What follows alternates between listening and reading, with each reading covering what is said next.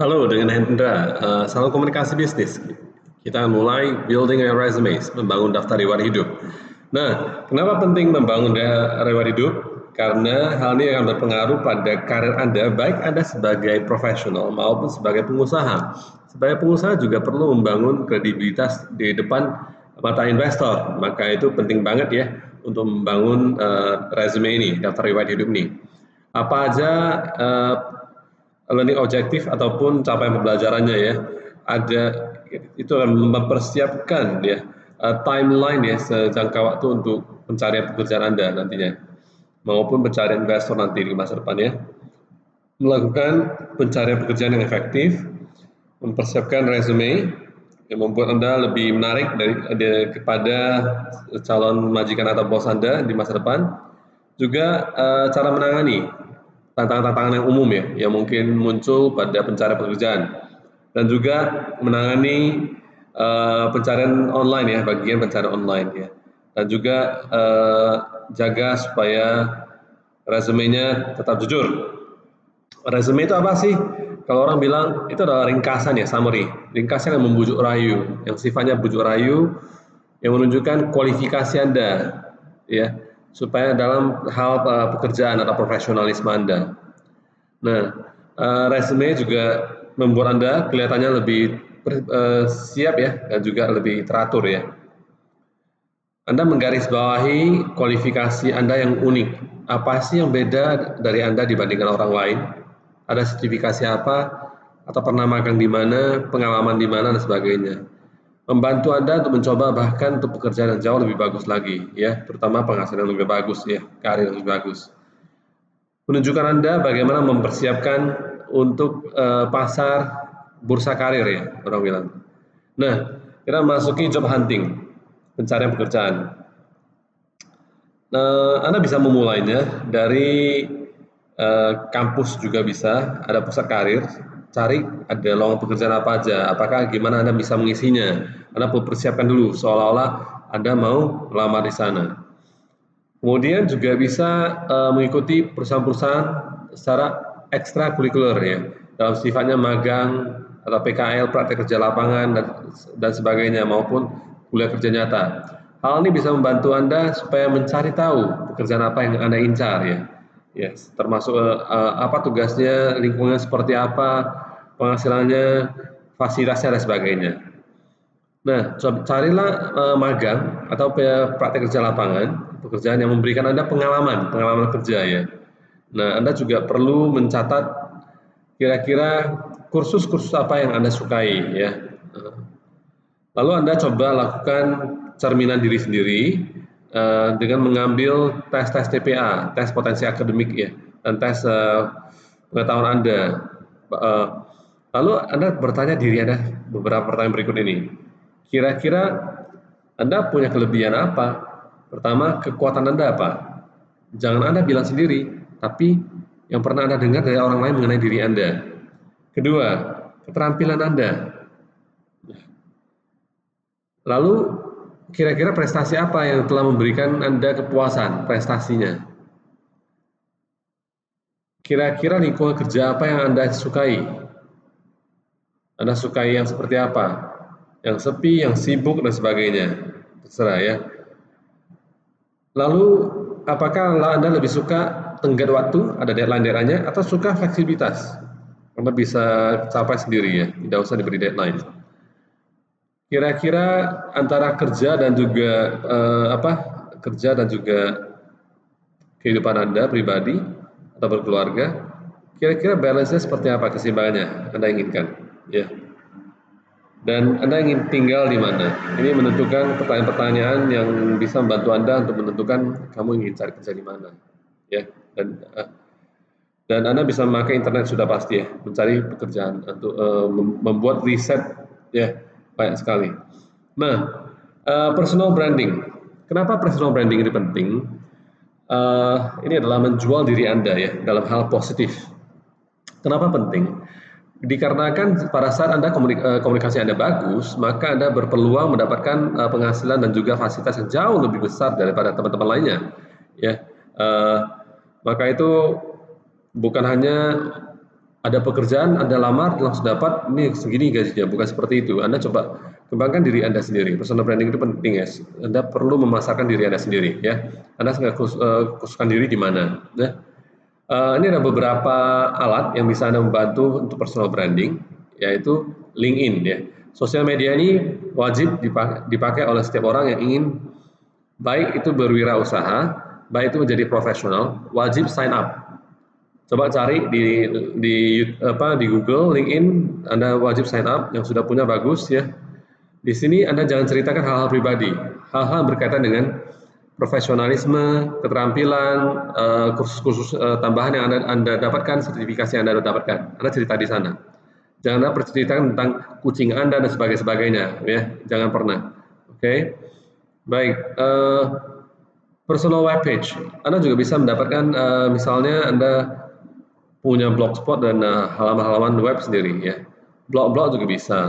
Facebook juga bisa membantu personal branding Anda ya, supaya orang kenal kamu di bidang apa ya. Lalu Twitter. Twitter juga bisa kicauan-kicauan dan juga forum-forum profesional lainnya. Dan terutama surat lamaran pekerjaan, cover letter ya. Surat lamaran pekerjaan membantu branding Anda juga. Nah, yang perlu diketahui adalah hal-hal yang perlu diketahui supaya kita berhati-hati dalam berjejaring sosial. Sosial media ini kan mudah sekali ya, kita keceplosan dan sebagainya. Jangan sampai membahayakan diri Anda di masa depan ya. Maka itu Anda perlu menghapus materi-materi maupun pertemanan yang kurang profesional di jejaring sosial Anda, terutama di LinkedIn, Facebook, Instagram, dan sebagainya. Karena itu akan dicek oleh orang lain, dicek oleh perusahaan organisasi tempat Anda bekerja maupun para investor. Mereka ingin lihat aktivitas kamu seperti apa, teman-teman kamu seperti apa. Dan ingatlah supaya segera menghapus atau mengunfollow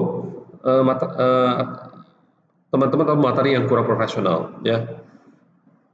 Juga perlu menghapus komentar-komentar negatif tentang bos Anda yang sekarang maupun guru-guru Anda, dosen-dosen Anda ya. Perlu dihapus ya. Terkadang kita nggak sadar, kirain itu adalah untuk kehidupan pribadi aja, ternyata tidak. Jejaring sosial itu, sosial media itu adalah selamanya berfungsi di dunia karir, di dunia usaha, semua akan berjalan semuanya ya. Bahkan juga yang berbau-bau politik, SARA ya dan sebagainya. SARA itu tahu ya, Syukuras, adat istiadat dan sebagainya perlu dibuang aja. Jangan sampai Anda condong ke nomor 3 atau nomor 4 misalnya ya. Yes. Dan ternyata bos Anda itu tidak suka nomor 3, nomor 4, dia suka nomor 5. Aduh, tidak cocok lah ya. Nah, lalu juga perlu menghapus informasi pribadi apapun yang mungkin bisa memalukan diri Anda ya. Contohnya itu Anda ketika saat muda ya, kalau pria ya masih gimana gitu ya. Kalau yang cewek yang kira-kira apa sih yang bisa memalukan diri Anda, jangan pernah di-post lagi, dihapus saja ya. Juga perlu dihapus materi-materi yang kurang pantas ya, yang Anda di mana Anda di-tag ya, di-tag atau di hashtag ya oleh teman, keluarga maupun sanak keluarga. Nah, inilah kehati-hatian dalam dunia sosial media supaya hubungannya dengan resume ya. Juga cek blog Anda untuk sikap Anda dalam penulisan sikap Anda ya. Nah, bagaimana sih para perusahaan memakai resume atau daftar riwayat hidup Anda? Karena resume itu akan dari berkas tersebut akan diputuskan siapa yang akan dilanjutkan ke tahapan wawancara ya. Wawancara itu sudah lebih serius ya, membicarakan hal-hal spesifik ya. Oke. Kapan bisa kerja, penghasilannya berapa, fasilitasnya apa, peraturannya gimana, kebiasaan gimana, budaya seperti apa dan sebagainya ya. Lalu untuk juga menfilter para pelamar kerja maupun para entrepreneur yang ingin startup ingin diinjek dana-dana tambahan dengan membaca singkat aja resume ini. untuk juga menilai apa yang mereka kira hasil kerja Anda yang paling bagus. Yes, kira-kira apa ya? Juga untuk mempersiapkan sudah pasti wawancara lagi ya, dan supaya diterima ya. Untuk para pelamar yang memang terseleksi ya, yang sudah memenuhi syarat. Nah, apa sih petunjuknya? Panjangnya seberapa lebar? Paling tidak 1 halaman sudah wajib. Ya. Nah, tapi ingat jangan terlalu banyak karena resume zaman sekarang ini, zaman now ini maksimalnya rata-ratanya bukan maksimal, rata-rata 2 halaman ya, 2 halaman. Jadi yang paling penting informasinya di halaman pertama dan paling tidak di halaman 2 ada 10 baris ya. Di halaman 2 ada 10 baris ya. Dan ingat tambahkan nama juga di halaman kedua karena kita nggak tahu ada 1000 ataupun 1 juta orang yang melamar, di halaman kedua tidak ada nama, terpaksa dibuang kertasnya. Itu sayang kan? Penekanannya di mana? Penekanannya pada apa prestasi Anda? Anda pernah juara apa, mendapat sertifikat apa, mendapat hargaan apa, mendapat plakat, mendapatkan pujian, mendapatkan apa gitu ya. Yang paling relevan untuk posisi yang diincar. Misalnya, Anda ingin incar sebagai seorang digital marketer, tapi Anda tekankan Anda pernah bekerja sebagai penjaga toko fotokopi. Waduh, mana cocok lagi ya? Tidak relevan ya, kawan. Relevan. Yang penting relevan itu berhubungan, ya, prestasi berhubungan. Yang menunjukkan Anda tuh lebih unggul dibandingkan dengan orang-orang lainnya, ya, yang paling terbaru. Itulah yang perlu diperhatikan. Nah, untuk penekanan informasi-informasinya, Anda letakkan di paling atas atau paling bawah.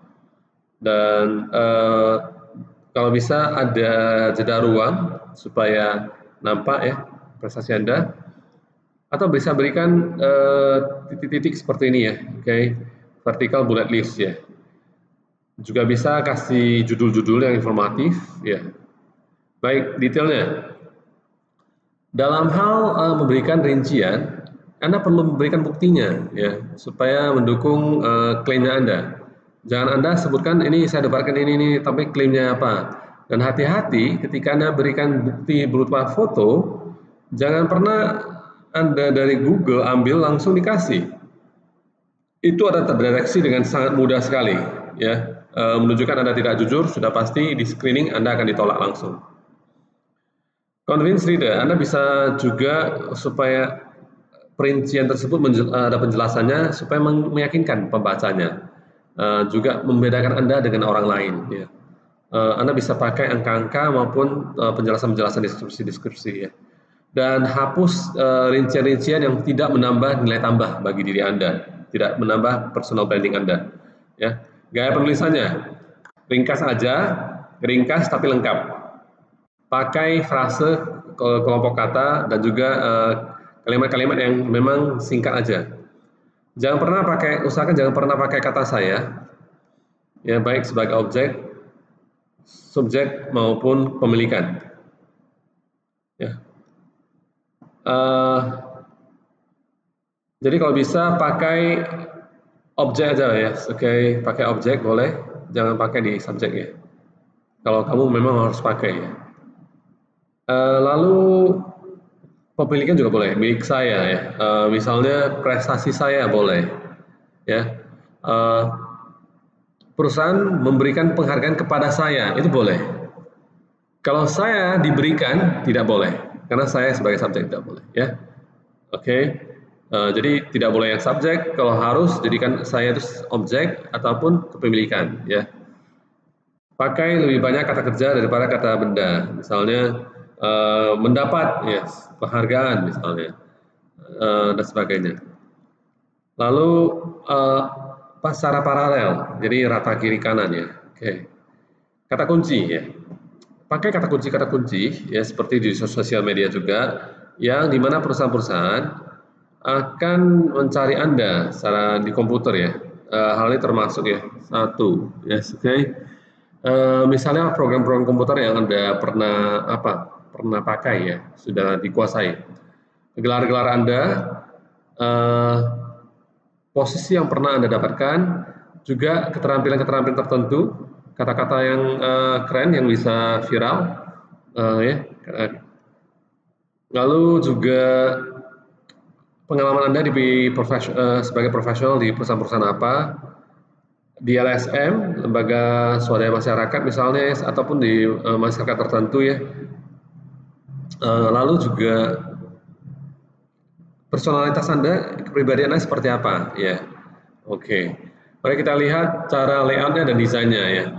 Nah, coba Anda perhatikan, bereksperimenlah dengan layout, juga font ya, font size, font type ya, dan juga spacing-spacingnya. Jadi Anda perlu pertimbangkan supaya ada judul surat ya di atas, misalnya resume of Dr. Hendra misalnya ya, untuk surat lamaran maupun daftar riwayat hidup ya. Pakai judul-judul untuk memudahkan pembacaan. Hindari template-template ya kalau bisa. Jadi Anda juga bisa memakai font, bullet, dan spacing ya untuk menggarisbawahi informasi yang memang penting ya. Tapi jangan pernah pakai lebih dari 3 font type ya. Ya, misalnya Anda pakai Times New Roman, Arial, dan juga apa ya, Arial Narrow, 3 aja maksimalnya ya. Pakai warna boleh, ukurannya minimum 10 ya, dan pakai ruang-ruang yang kosong ya untuk mengkategorikan kategori yang berbeda-beda. Kalau bisa kualitas kertasnya wajib bagus ya. Orang bilang itu 80 gram ya. Ukurannya biasanya A4 yang paling diterima ya. Kenapa demikian? Karena kertas yang lebih tebal dan ukuran yang lebih pas, A4 misalnya, akan lebih dipilih oleh siapapun dibandingkan dengan kertas yang cuma 60 gram, 70 gram. Lebih brandingnya lebih nampak ya, seperti ibarat kelasnya beda gitu ya. Jadi jangan karena hal sederhana ini Anda jadi kalah ya, bisa dipahami ya. Lanjut, apa sih jenis-jenis dari resume ini? Yang pertama adalah kronologis, namanya juga kronologis, dari tahun pertama, tahun kedua, tahun ketiga, tahun keempat, 2020, 2021, 2022, pernah kerjakan apa aja. Ada timelinenya. Jadi ini dibuat timelinenya ya. Oke, timelinenya bisa secara menarik, bisa secara teratur juga boleh. Anda boleh mulai dengan yang paling terbaru, misalnya 2021, 2020 ya, oke. Atau juga boleh kronologi yang terbalik ya, dari yang sejak zaman dulu ya. Tapi bukan sejak Anda lahir ya, sejak Anda berkarir ya, oke, mempunyai keterampilan. Masukkan dalamnya gelar Anda, misalnya STR, Sarjana Terapan, Akuntansi Perpajakan, Sarjana Terapan, Manajemen Pemasaran Internasional, ya. Juga job title, posisi yang pernah Anda jabat ya, ketua, anggota, dan sebagainya, eksekutif apa gitu ya. Tanggalnya kapan, tahun berapa, sampai tahun berapa, atau bulan berapa, tahun berapa, sampai bulan berapa, tahun berapa. Nah, kapan dipakai? Nah, pendidikan Anda, pengalaman Anda secara dekat ya berhubungan dengan pekerjaan yang Anda lamar ya. Anda harus mempunyai gelar-gelar ataupun posisi-posisi jabatan ya, maupun penghargaan-penghargaan yang cukup impresif ya. Anda boleh pakai kronologis, jenis resume kronologis ini. Pendidikan Anda bagus, pengalaman Anda berhubungan relevan, pengalaman dan pendidikan relevan ya. Kemudian Anda punya banyak gelar dan juga posisi dan juga penghargaan ya. Nah, jenis lain dari resume itu adalah skills, keterampilan ya. Nama lainnya adalah resume fungsional. Jadi ini orang bilang ketika Anda buat ini karena Anda bertukar kerja. Misalnya Anda dari akuntansi perpajakan mau jadi pengacara, juga bukan pengangguran banyak acara ya. Oke, jadi jauh banget ya dari hukum, mau ke hukum dari akuntansi, yes, oke. Sehingga Anda memakai skills ini, Anda pernah berpengalaman di bidang hukum seperti apa? tekankan keterampilan-keterampilan yang pernah Anda dapatkan daripada pekerjaan-pekerjaan yang Anda pernah lakukan ya. Oke. Jadi Anda tekankan keterampilannya. Jangan tekankan posisi kerja dan juga pengalaman kerja Anda, tanggal-tanggalnya. Jangan tekankan hal tersebut karena Anda ingin berpindah pekerjaan dengan jauh ya. Kapan dia dipakai? Saat pengalaman pendidikan Anda bukanlah jalur yang sama dengan pekerjaan yang Anda incar ya. Maka Anda perlu pakai skills ya, skill resume. Anda berubah bidang ya, dari bidang A ke bidang B, nggak ke bidang A lagi. Anda ingin menunjukkan Anda punya pengalaman yang luas ya, dari pekerjaan yang pernah dibayar ya, sukarelawan, dari aktivitas ekstrakurikuler Anda, dari kursus-kursus di perguruan tinggi Anda, kampus Anda ya. Anda yang tunjukkan hal tersebut, maka Anda buat resume skills. Nah, apa sih informasi yang penting dalam resume? Yang paling penting adalah sudah pasti nama dan juga cara menghubungi Anda seperti apa. Email, nomor telepon itu penting ya. Alamat juga penting. Pendidikan Anda, pengalaman Anda, kategori ini mohon dipisah. Jangan disamakan. Hapus informasi-informasi yang kurang mendukung ya. Oke. Untuk item-item yang lebih dari 7 hal, pakai subheading, pakai judul-judul tambahan. Contohnya seperti ini. 1, 2, 3, 4. Nah, ini ada 4 ya. Maka ada judul-judulnya ya. Oke. Di sini yes. Dalam informasinya bisa kalau dilihat di Maria Sanchez ini ada summary of kualifikasi. Kualifikasi apa ringkasannya? Lalu pendidikannya dan juga kursus apa yang pernah didapatkan dan juga pengalaman profesionalnya. Tambahannya juga boleh career objective. Pengen berkarir di mana? Summary of qualification, honor and awards, penghargaan, aktivitas, referensi, dan portofolio. Itu tambahannya, yang bisa ditambahkan, opsional ya. Ini contoh aja, di sini Maria Sanchez ini diberikan informasi pribadi, yaitu cara kontak informationnya, ada nomor HP, email, alamat, ya, repost. Lalu summary qualification, pendidikan, ya, GPA-nya kalau bagus dituliskan aja, ya. Kalau lebih dari 3 ya, kalau kurang dari 3 jangan pernah tuliskan, ya. Ya. Jadi gimana? Ya biarkan aja. Ini majornya architecture ya, jurusannya. Desain coursework yang spesial yang berhubungan dengan pekerjaan ini dia tuliskan semua yang berhubungan dengan desain dan structures dan building. Lalu professional experience yang berkaitan dengan pekerjaan arsitektur itu ditekankan ya secara kronologis. Ini tahun 2005 dan sampai 2006 disebutkan bulan dan juga apanya. Juga ada rinciannya, rincian dalam bentuk bulat-bulat ya seperti ini ya. Jadi dia sebutkan posisinya architecture intern, pernah magang arsitektur di perusahaan ini, ya di kota ini. Lalu tugasnya apa-apa aja yang pernah dilakukan, ya. Baik, lanjut.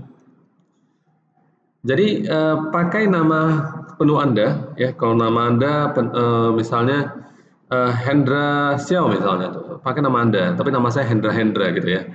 Jadi walaupun Anda punya nickname, punya nama panggilan, jangan pernah pakai nama panggilan, pakai nama yang penuh ya, seperti di paspor. Jadi usahakan alamatnya satu ya, disatukan di tengah ya, disatukan kiri dan kanan. Berikan alamat profesional email Anda, emailnya jangan yang aneh-aneh. Misalnya Anda lagi iseng ya, bisa tuliskan bejatman ya atau kungfupanda@gmail.com. Aduh, gimana kungfu panda lagi, oke? Alright, itu misalnya aja. Jangan sampai pakai yang email seperti itu. Anda buat yang baru ya, buat yang baru. Boleh misalnya nama Anda misalnya Sitompul ya, 123 boleh @gmail ya, boleh. Jadi berikan nomor telepon Anda, nomor HP Anda, di mana Anda bisa dihubungi ya di siang hari. Hapus usia, status Anda, suku Anda, jenis kelamin Anda, dan juga kesehatan Anda. Jangan pernah masukkan dalam resume, kecuali ditanyakan, ya. Dan biasanya tidak ada. Tidak usah sebutkan Anda usianya berapa. Sudah single masih menikah ya, tidak usah. Ya, pria wanita tidak usah juga. Kayak Anda bisa tunjukkan dengan foto aja. Suku Anda tidak usah ditunjukkan juga, kesehatan juga nggak usah. Kecuali ada diminta. Lalu mengenai tujuan karir Anda. Anda harus buat seolah-olah seperti penjelasan pekerja dari perusahaan. Ya. Jadi kalau misalnya Anda mengincar digital marketing, maka harus Anda harus tuliskan segala hal yang berhubungan dengan pemasaran digital. Ya. Singkat aja, 2 baris sudah cukup paling banyak ya di career objective. Beritahu apa yang Anda ingin lakukan, tingkat tanggung jawab apa yang Anda inginkan. Targetkan pada sebuah pekerjaan pada perusahaan yang spesifik ya, perusahaan spesifik ya. Misalnya Anda inginnya jadi ahli perpajakan, Anda tuliskan di sana, yes. Karir objektif yang berhubungan dengan perpajakan perusahaan atau UMKM dan sebagainya. 2 baris saja cukup ya. Oke. Lalu summary of qualification, oke. Ringkasan kualifikasi Anda menunjukkan pengetahuan tentang teknologi yang berkaitan dengan teknologi di bidang Anda. Dan juga daftar-daftar prestasi yang pernah dicapai harusnya cukup khusus, spesifik, termasuk angka dan juga jumlahnya. Masukkan sebanyak mungkin kata-kata kunci yang penting ya. Kalau bicara dengan informasinya tentang pendidikan, maka inilah kategori pertama dalam resume ini. Nah, ada new degree ya, sebagai gelar apa yang terbaru, oke? Anda perlu title apa, degree apa, title apa atau gelar apa ya yang untuk pekerjaan Anda cari. Bisa mewakili informasi dengan ringkas juga, ya. Jadi Anda letakkan di nanti dalam kasus ini, kalau perlu 1 halaman untuk kategori lainnya, ya tidak usah ya. Berikan di halaman kedua aja. Atau mungkin kurang tidak ada gelar daripada orang lain. Jadi Anda tidak usah memasukkan education ini ya. Alright. Hanya masukkan jika Anda punya gelar ya. Oke, dan juga gelar Anda relevan. Dan juga sampaikan dengan ringkas saja. Lanjut. Untuk pendidikan, baiknya gelar-gelar yang memang mencakup 4 tahun ya. Tuliskan secara ringkas, misalnya di tahun pertama Anda pernah prestasi apa, pernah belajar apa aja. Tambahkan jika Anda pernah dapat studi tambahan di luar negeri, oke, studi tambahan di luar kota dan sebagainya. Kursus-kursus yang memang menambah nilai tambah Anda atau sertifikasi Anda yang bisa menambah nilai Anda, ya. Tuliskan tanggalnya, bulannya, nama kampusnya, kotanya di mana, gelarnya bakalan apa. Nah, ringkas aja, termasuk gelarnya, misalnya STRM untuk marketing, yes. Masukkan GPA Anda, ya, ataupun di sini nama IPK, indeks prestasi kumulatif, jika bagus di atas 3. Jadi tuliskan berapa angkanya, misalnya 3,4. Dari angka berapa? 4,0. Jangan tuliskan 3,4 aja, orang nggak ngerti ya. Kalau 3,4 orang menganggap 10, maka ditolak langsung ya. Oke, maka Anda setujukan nilai tertingginya berapa. Nah, untuk honors and awards itu letakkan di halaman pertama ya. Dan juga tambahkan jika listingnya lebih dari 3 hal. Ya. Tapi kalau Anda bisa tambahkan rinciannya aktivitas jika kurang dari 3 hal. penghargaannya. Nah, Anda perlu tambahkan entries untuk menambahkan citra profesional diri Anda, termasuk ini, tambahan-tambahan ini. Anda pernah diberikan beasiswa, ya, beasiswa mana aja. Anda diberikan penghargaan dari masyarakat apa aja. Penghargaan-penghargaan lain dari kelompok mana lagi, ya. Dan juga penghargaan akademik apa yang pernah dicapai, yes. Dan juga surat-surat tambahan yang bisa berkaitan dengan penghargaan maupun penghormatan untuk diri Anda. Pengalaman, perlu memasukkan informasi dari setiap pekerjaan-pekerjaan yang Anda sampaikan, misalnya posisinya apa, ya job title-nya apa, perusahaannya apa, kota apa, di provinsi apa, lalu juga tanggal pekerjaan, tanggung jawabnya apa aja, ya. Nah, aktivitas ini penting ya untuk teman-teman yang masih fresh graduate ya, ya, maksudnya yang barusan mau tamat kuliah, karena Anda perlu memasukkan aktivitas ini. Memasukkan aktivitas apa aja? Aktivitas ini, yaitu volunteer work, pekerjaan-pekerjaan berhubungan dengan sukarelawan, ya. Pengabdian kepada masyarakat, abdimas, itu penting banget ya. Anda berorganisasi di BEM ya, Badan Eksekutif Mahasiswa, itu penting dimasukkan di dalamnya. Asosiasi profesional, misalnya Anda masuk di perkumpulan perpajakan ya, atau asosiasi manajemen, atau ada asosiasi digital marketing ya, penting banget ya. Lalu aktivitas-aktivitas yang berhubungan dengan bakat dan juga tanggung jawab ya. Dan juga hal-hal berkaitan dengan olahraga juga bisa ya.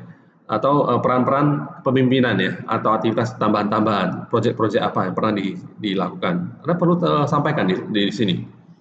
Nah, referensi. Referensi biasanya dihapus ya dalam resume. Kalau tidak diminta, tidak usah dimasukkan. Jadi kita bisa menghapus referensi. Jangan pernah tuliskan ini. Referensi akan diberikan kalau diminta. Jangan pernah tuliskan ini ya. Maka Anda hapus saja ini.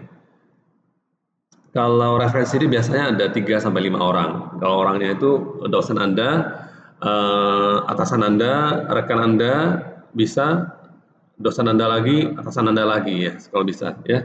Orang pernah mengenal Anda. Nah, kalau misalnya mahasiswa yang barusan tamat itu harus memasukkan 1 orang guru besar atau dosennya, 1 majikannya yang pernah, atau pembimbingnya juga boleh ya. Itu minimumnya. Pembimbingnya, bisa pembimbing akademik, bisa pembimbing entrepreneurship, boleh ya. Jadi pilihlah orang-orang yang bisa memberikan komentar pada hasil kerja Anda, kebiasaan Anda, juga kemampuan Anda, terutama kemampuan memimpin. Jangan pernah tuliskan referensinya adalah sanak keluarga, abang Anda, jangan pernah ya. Walaupun Anda pernah bekerja dengan mereka, bekerja dengan ayah dan sebagainya, jangan pernah tuliskan seperti itu. Hapus referensi pribadi ya. Nah, sebelum minta referensi, minta permisi dulu, ingat hal tersebut ya. Anda perlu juga mengingatkan mereka kira-kira hasil kerja mereka apa aja, dan usahakan tetap up to date yang terbaru. Tuliskan juga nama mereka, posisi mereka, perusahaan apa, kota, provinsi, email, dan juga nomor telepon ya. Nah, apa yang harus dihapus untuk adalah informasi pribadi. Sudah pernah saya sampaikan tadi, jangan pernah masukkan yang berhubungan dengan usia, suku, dan sebagainya. Lalu aktivitas-aktivitas yang kontroversial. Kontroversial itu maksudnya adalah asosiasi yang kontroversial juga. Misalnya Anda memasuki asosiasi yang memang ditentang orang, jangan pernah memasukkan hal tersebut ya. Fakta-fakta tentang SMA Anda, tidak usah ya, tidak usah. Apalagi foto-foto SMA tidak usah dimasukkan ya. Hal-hal yang memang remeh-temeh itu maksudnya adalah hal-hal kecil, tidak usah. Dalam resume elektronik, itu etikanya seperti apa? Jangan pernah memakai email dari bos Anda. Misalnya, Anda kan lagi bekerja di WBI ini, jangan pernah pakai email @wbi.ac.id, jangan pernah ya, pakai email profesional. Itu etikanya. Kedua, buat email baru yang ya, yang profesional. Kemudian 3, hindari memakai alamat email yang memang terlalu banyak angka-angkanya ataupun agak lucu-melucu ya, oke, tidak usah ya. Keempat itu pakailah judul yang baik. Dalam email perlu judul yang baik ya. Yang kelima itu selalu coba dulu seperti apa resume Anda sebelum dikirimkan ya. Oke, perhatikan baik-baik dulu, di review ulang dulu. Dan hanya kirimkan 1 kali aja resume Anda, jangan kirimkan berulang-ulang atau 2 kali atau lebih, jangan pernah. Ya, itu menunjukkan hal yang cukup kurang positif. Ya. Ketika mengirimkan resume dan secara hard copy, secara email, secara soft copy, maka semua baris dimulai dengan margin sebelah kiri, ya. Jangan memakai bold secara tebal, jangan memakai garis bawah, jangan memakai tab atau font-font yang agak aneh. Samakan semuanya, font type-nya. Untuk judul semuanya huruf besar, tapi bisa dipakai secara punya spasi-spasi. Nah, yang terakhir adalah kejujuran. Kejujuran ini sangat berpengaruh besar ya, dikarenakan jika Anda jujur, maka kemungkinan tidak akan masalah di masa depan. Dan sebaliknya, jika Anda kurang jujur, di masa depan mungkin tidak akan bertahan lama. Baik, sampai jumpa. Salam komunikasi bisnis dengan Dr. Hendra. Terima kasih.